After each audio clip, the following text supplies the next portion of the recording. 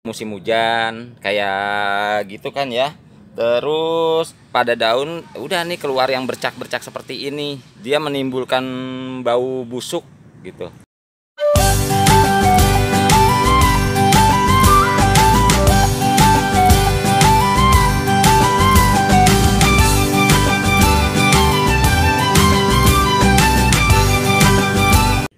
Assalamualaikum warahmatullahi wabarakatuh. Hai teman-teman, ketemu lagi di channel YouTube Herman Kaktus. Nah, di video kali ini kita akan bahas tentang penyakit apa aja sih yang menyerang tanaman Sansevieria tripasciata atau lebih familiar kita kenal dengan lidah mertua ya teman-teman. Nanti kita sharing dengan Pak Herman, penyakit itu ada itu awal gejalanya bagaimana terhadap tanaman itu, terus setelah terjadinya atau setelah terkena penyakit itu tanamannya seperti apa, terus cara penanganannya gimana gitu ya. Soalnya ini banyak juga requestan dari teman kita yang kadang suka masuk ke WA kita. Ini untuk tripasciatanya kadang kenapa seperti ini, tiba-tiba seperti ini, terus penyakitnya seperti ini gitu ya teman-teman ya. Jadi di sini kita buatkan videonya sekalian kita sharing bareng-bareng ya. Pak Herman, di video kali ini kita akan sharing ini permintaan teman-teman kita ya. Perihal tentang penyakit apa aja sih yang dialami oleh tanaman Sansevieria tripasciata ini. Nanti sebelum kita bahas penyakitnya itu apa aja, terus gejala yang dialami tanamannya itu gimana, terus cara mengatasi penyakit yang terhadap tanaman itunya bagaimana ya Pak. Jadi kita pengen tahu dulu penyakit yang dialami untuk tanaman tripasciata itu biasanya seperti apa aja Pak? Ini kebetulan ya ada contohnya nih, emang lagi musim hujan juga ya. Ini yang pertama contohnya, kalau yang ini yang busuk basah ya. Yang busuk basah tuh dia seperti ini, yang busuk basah. Oh ini kenapa nggak disentuh secara langsung menggunakan ini tusuk sate ini teman-teman ya, karena emang takutnya habis megang ini megang ke yang lain ya Pak ya. Lain iya. Ini tuh yang busuk basah dia seperti ini, dia ini bentar ya, bentar Pak, kita deketin dulu ya. Nah seperti ini teman-teman ya. Ini yang pertama yang busuk basah. Awalnya nih yang pertama ini aja busuk basah. Nah kita ganti lagi, baru nanti kita bahas ya satu persatu gitu. Kalau yang ini yang bercak daun ya, ini beda sama yang busuk basah sama bercak daun, ini beda. Kalau yang ini dia bercak kering ya, itu tiga ya. Nah yang terakhir itu ya emang kebetulan emang nggak ada ya, cuman yang itu yang busuk rimpang gitu. Busuk rimpang nanti bisa kita contohin nama ini sekalian, emang ini saya mau bongkar ya yang kalau ini. busuk rimpang itu biasanya dia di bawah sih Pak ya. Iya, makanya di harus bawah ada dibongkar ya Pak. Iya. Nah ya teman-teman ya, jadi untuk penyakit yang biasa dialami Sansevieria tripasciata itu ada yang busuk basah ya Pak. Iya, busuk basah. Terus ada bercak daun, bercak kering, terus sama busuk rimpang ya Pak. Atau biasa sih busuk rimpang itu bisa jadi busuk akar ya Pak. Iya, busuk akar. Nah, nanti kita bahas yang ini dulu ya Pak ya, yang busuk basah dulu kali lebih enaknya ya. Iya. Ya. Yang pertama yang ini aja ya. Ini yang benar-benar yang emang paling bahaya ya, ini penyakitnya. Yang busuk basah atau biasa kadang ada yang bilang busuk lunak.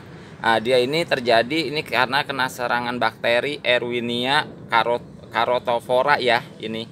Nah dia gejala-gejalanya biasanya terjadi pada musim hujan kayak gitu kan ya.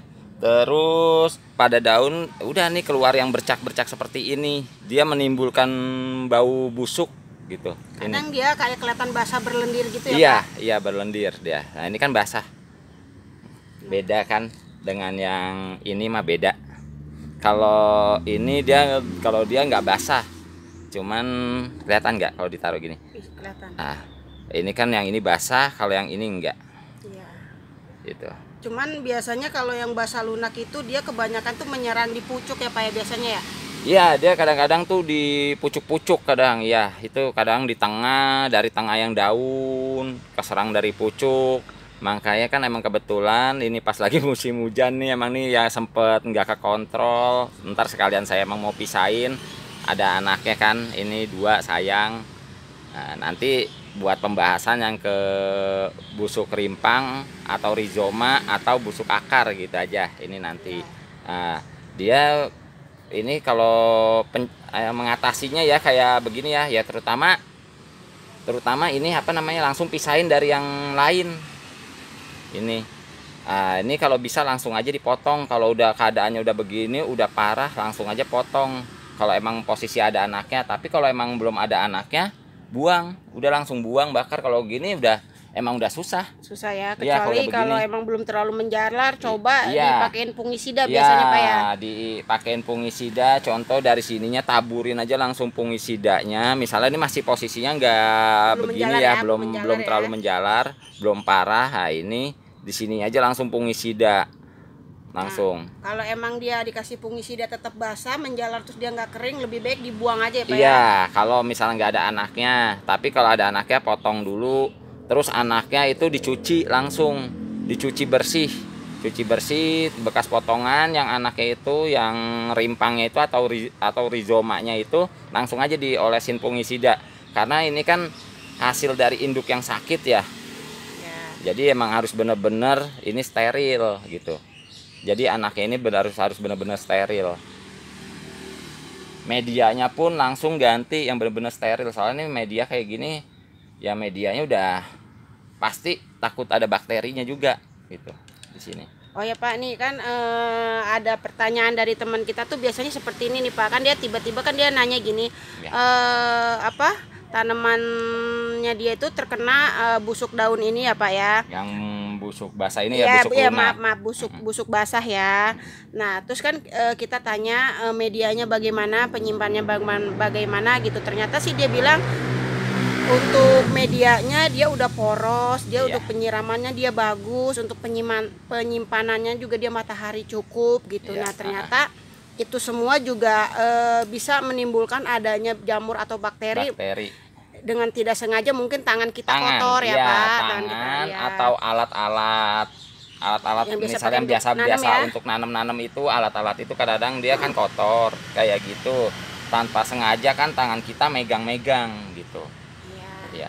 Sama aja teman-teman ya, kayak tripas ciatanya Pak Herman juga, walaupun Pak Herman udah sering, udah steril, udah sebersih apapun, tapi yang namanya tanaman itu pasti ada aja yang mengalami kayak busuk basah, kayak bercak kering atau bercak daun ya teman-teman. Itu diakibatkan karena mungkin Pak Herman bekas megang sekulen, ada yang ngalamin daun busuk bawahnya, kan pegang lupa cuci tangan ya Pak, meganglah ke tanaman ini dengan tidak sengaja gitu. Nah itu yang bisa mengakibatkan tanaman itu terkena penyakit ya teman-teman ya. Kalau udah semuanya udah bener ya, misalnya nih ini kan kayak saya nih media saya ini baru penyiraman sebenarnya ini baru sekitar 3 hari, tapi udah total kering. Nah ini berarti kan media sudah bener, poros, tempatnya saya ibaratnya udah bener ya, yang terkena sinar matahari ibaratnya ya, berarti ya kemungkinan besar ya tangan ini saya. Nah dia kebetulan sensitif kali ini gitu.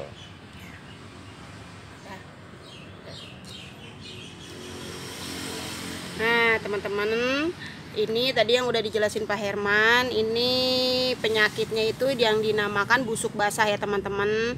Busuk basah ini biasanya dia menyerang daunnya itu lebih ke pucuk sih biasanya ya.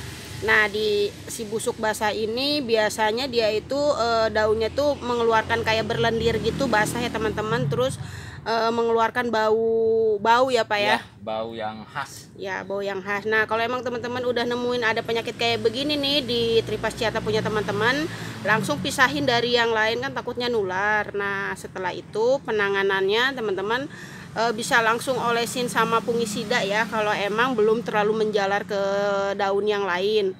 Nah setelah udah difungisida kayak begitu, tunggu sampai daun itu emang bener-bener kering ya teman-teman. Kalau emang daunnya masih basah juga, menjalar gitu ya, nggak kering, lebih baik itu dikorbanin, dibuang aja ya Pak ya. Iya, Dibuang aja gitu ya. Untuk busuk basah ini yang tadi Pak Herman udah jelasin, bisa jadi dari medianya dia lembab, apalagi di musim penghujan seperti ini ya Pak ya. Iya. Lembab itu diakibatkan oleh kebanyakan siram atau medianya tidak poros atau kurangnya penyinaran sinar matahari ya Pak ya. Iya, benar. Nah itu ya teman-teman. Yang selanjutnya yang apa Pak? Nah, ini yang selanjutnya, yang kedua ini yang bercak daun ya. Perbedaannya dengan yang busuk basah ini, dia nih kering ininya, lukanya. Kalau yang busuk basah mah dia basah, menimbulkan bau. Kalau yang ini mah enggak, dia kering. Tapi kelihatannya kayak tetap ngejalar ya Pak. Kalau ngejalar dia tetap, yang namanya bercak daun ini tetap dia ngejalar. Kalau yang busuk basah itu diakibatkan oleh bakteri Erwinia, kalau yang ini oleh jamur yang Fusarium itu. Ini Fusarium moniliferum gitu atau apa? Moniliforme kalau nggak salah gitu namanya, Fusarium moniliforme. Nah dia enaknya ya udah sakit tetap enak aja ya, ibaratnya dibandingin busuk basah. Dibanding busuk basah, iya. kadang udah nggak tertolong Iya, ya Pak. udah susah, udah agak sulit dia. Nah ini dia masih di kayak begini-gini nih, daun-daun sini tuh, daun-daun sini tinggal potong aja udah selesai. Potong. Iya, jangan dipepet, dijauhin aja di sini. Nah potong seret udah selesai. Nah contoh ini kan saya kan dari stek daun ya. Nah, ini contoh misalnya di sini. Dia tiba-tiba di sini doang nih. Udah tinggal potong aja sininya. Ah, dia nih dari sini, dari yang daun bawah banget, misalnya di tengah sini, tinggal udah buang aja daun bawahnya. Bongkar buang. Nah, kalau yang busuk basah dari sini. Yang dia biasanya lebih mengincar Iya, yang di pucuk. ngincar yang ya? langsung dari Dalam. ujung-ujung daun dalamnya ini nih yang saya bilang, makanya nih yang kalau busuk basah ini yang bener-bener yang mematikan ya gitu.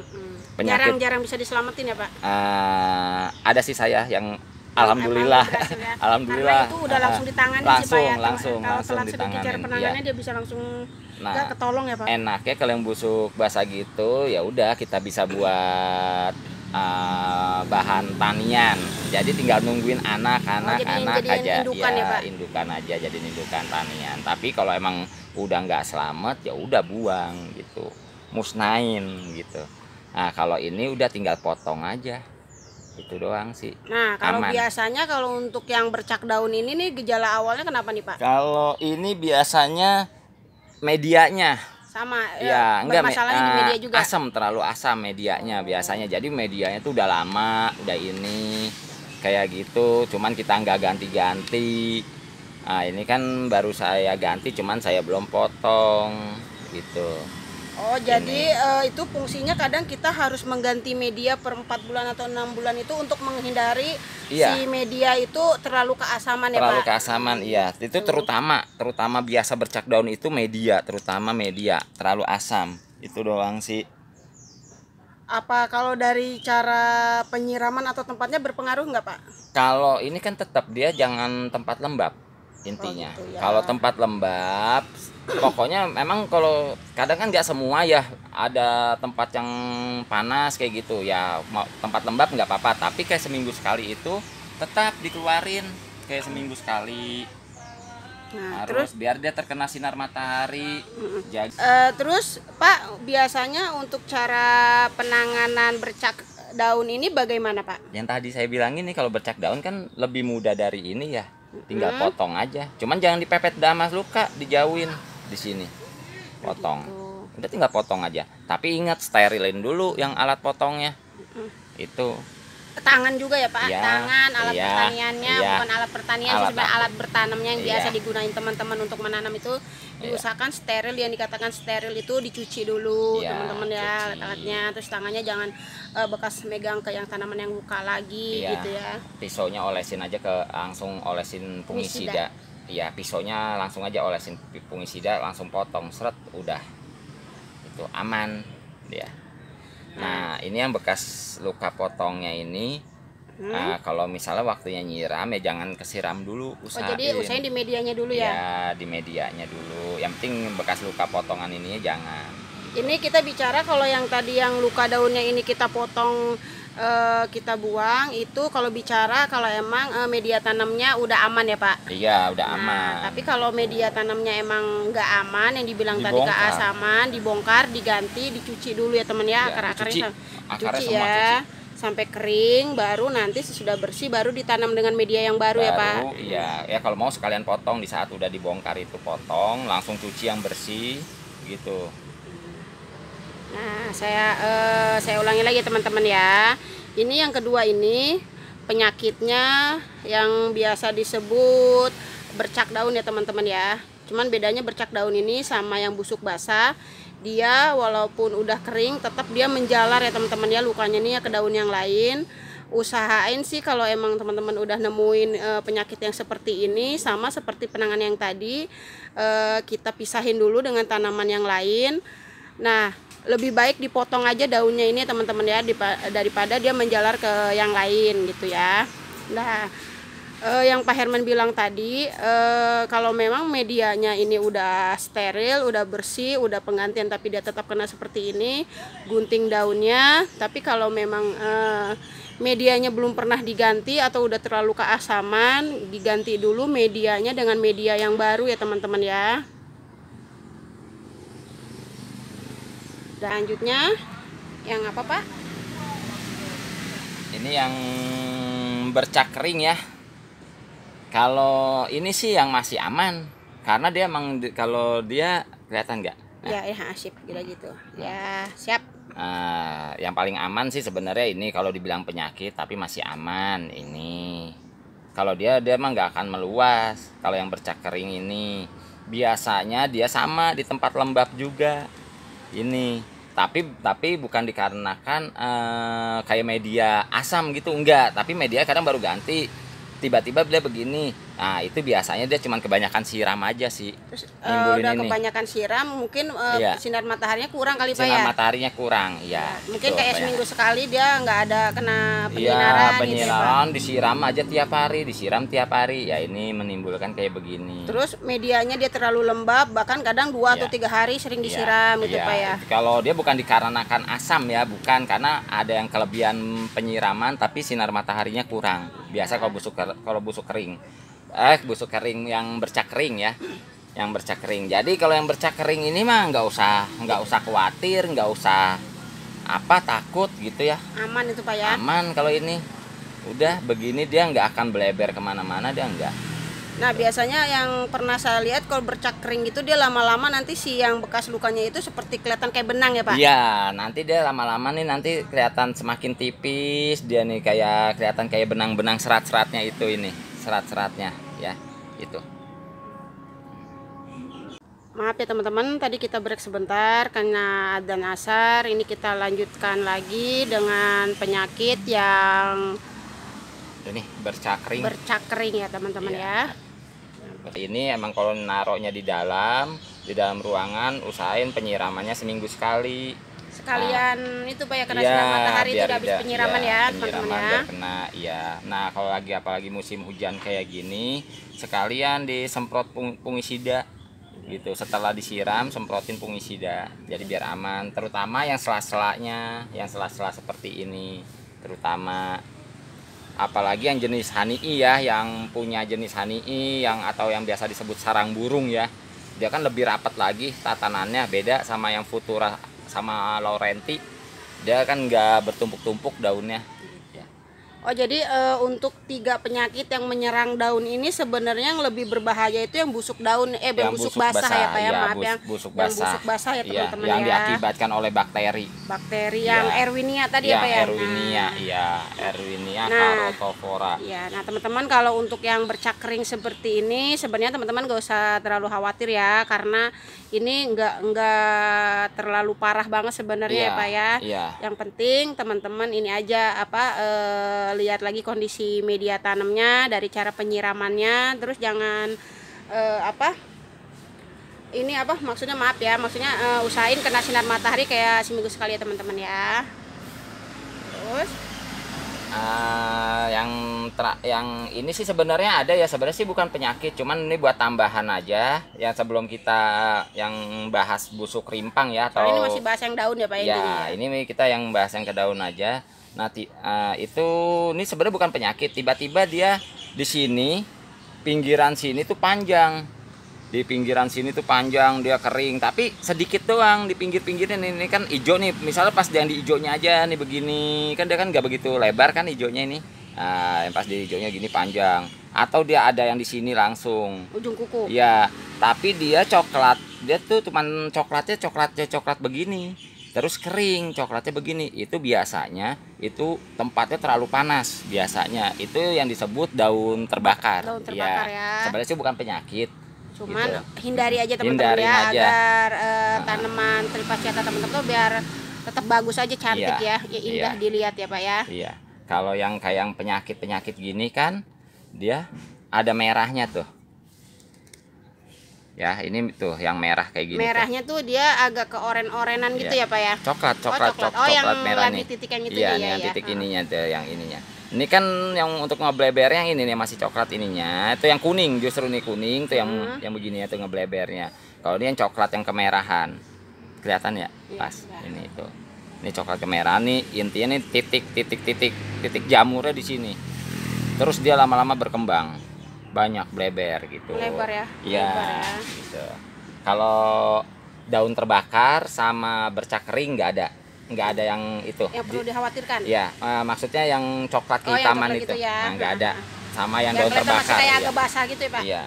Kalau misalnya emang dia naruhnya di tempat panas terus yang terkena terik matahari terus, usahakan penyiraman itu seminggu 2 kali itu gitu minimal. Apalagi medianya poros ya Pak. Ya, apalagi medianya poros. Kadang-kadang kan media ada yang poros, kayak saya kan poros banget. Nah, itu bisa kayak seminggu 3 kali nggak apa-apa, kayak bener-bener poros tuh nggak apa-apa. Tergantung juga, ini saya bicara yang untuk dataran rendah. Kalau dataran tinggi kan beda lagi, dia masih tetap panas-panas adem gitu. Nah, beda. Ini kan untuk di dataran rendah ya, untuk yang di dataran rendah aja dulu.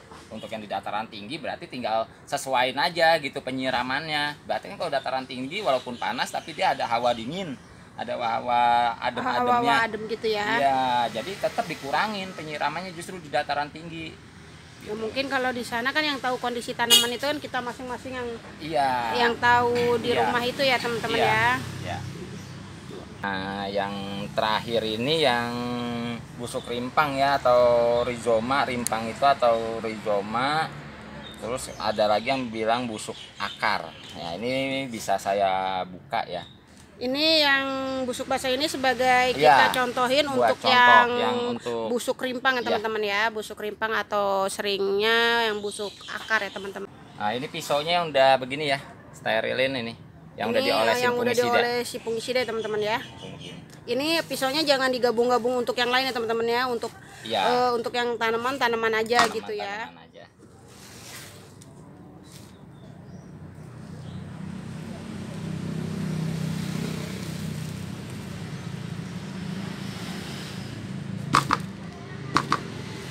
Kalau dari akar mah sehat ya, jadi kadang yang nggak berpengaruh juga namanya bakteri.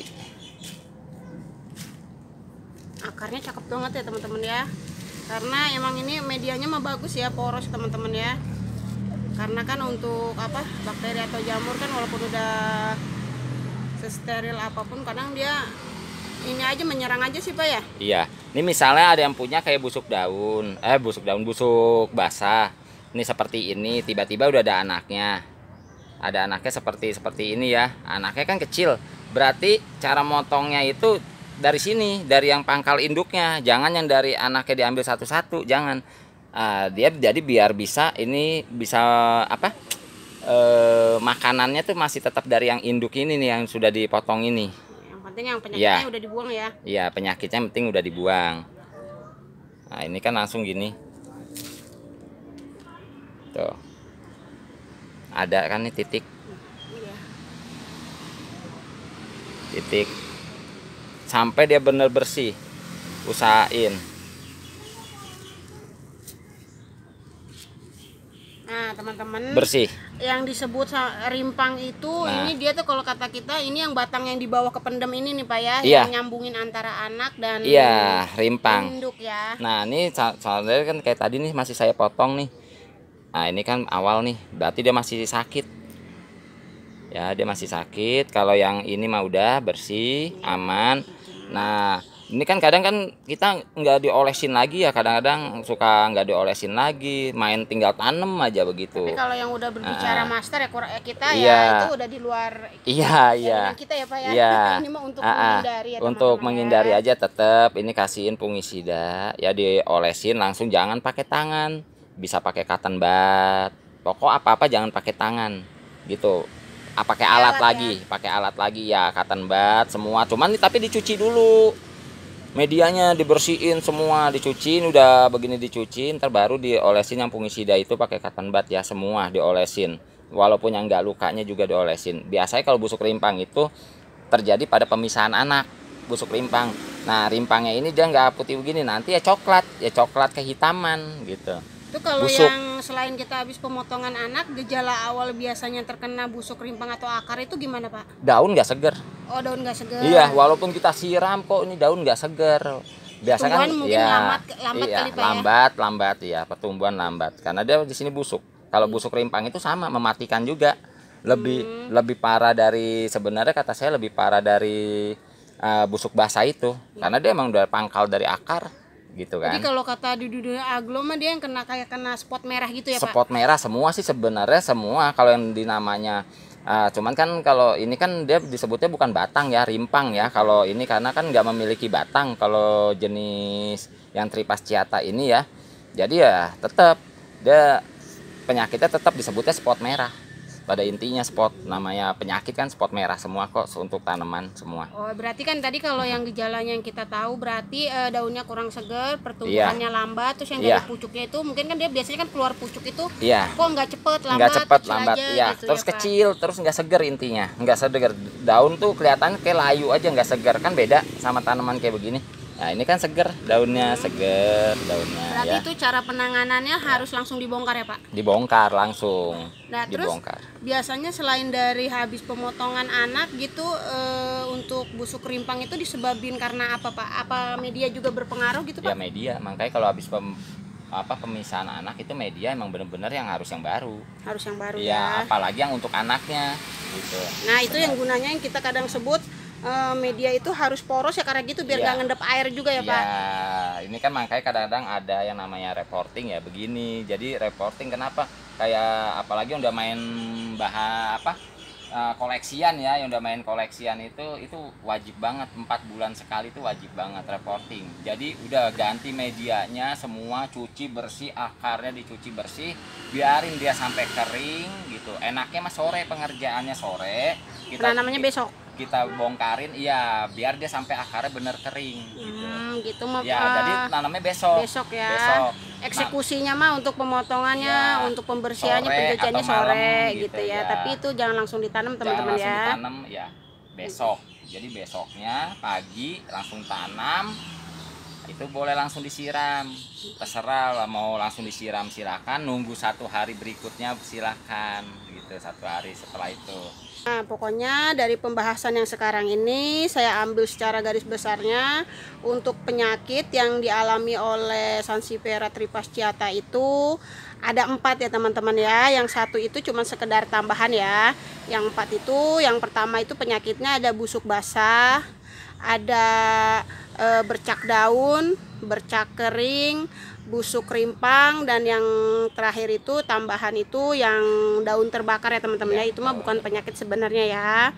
Nah, cara menanganinnya kalau emang teman-teman udah nemuin, udah ada gejala dari yang terlihat mata sih, yang 3 itu ya teman-teman yang mengenai daun ya, langsung teman-teman pisahin dari tanaman yang lain, langsung obatin ya teman-teman ya, pakai fungisida gitu ya Pak ya, biar tidak menjalar ke yang lain ya.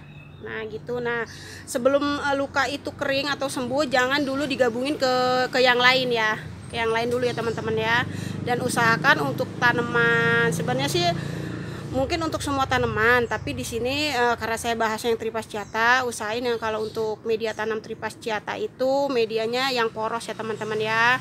Dan cara penyiramannya juga kalau emang di dataran rendah seperti kita ya mungkin bisa dilakukan seminggu sekali atau seminggu 2 kali, tergantung kondisi dari medianya aja. Kalau emang udah terlalu kering ya siram gitu ya.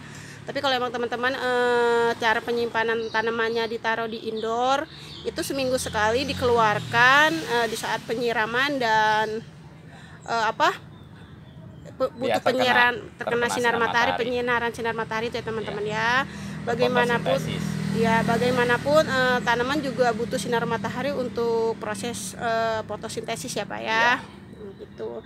Nah, untuk teman-teman yang punya atau emang lagi suka tanaman tripasciata itu perlengkapan yang harus teman-teman punya itu seperti fungisida ya Pak. Iya.